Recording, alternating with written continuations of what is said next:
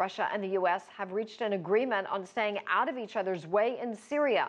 Meanwhile, Moscow has released details of its latest round of airstrikes.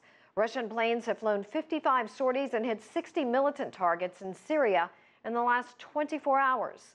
CCTV's Olly Barratt brings us more from Moscow. Russia and the US have signed an agreement regulating Air Force operations in Syria. Russia's defense ministry is hailing the move as a positive step aimed at preventing air incidents while providing 24-hour military communication operations between the two nations. Moscow and Washington had held a series of video conference calls on the subject, but it doesn't mean an agreement on military strategy or on what the future should hold for Syrian President Bashar al-Assad. Meanwhile, new video has surfaced claiming to show airstrikes by Russian jets in Aleppo and Homs province in Syria. In Moscow, President Vladimir Putin addressing military officers, insisting Russian actions in Syria are necessary.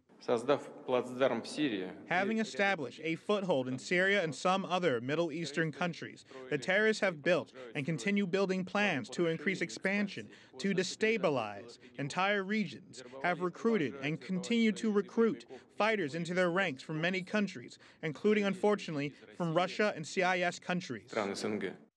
Russia and the US do agree that a political solution is needed in the Syrian conflict, and one Russian lawmaker supports it.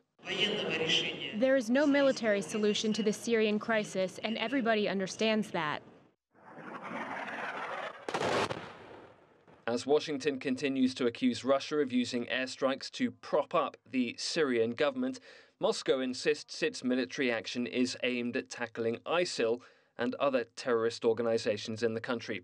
But the US and Russia do now appear to have agreed on ways to avoid clashing on airstrike missions in the region.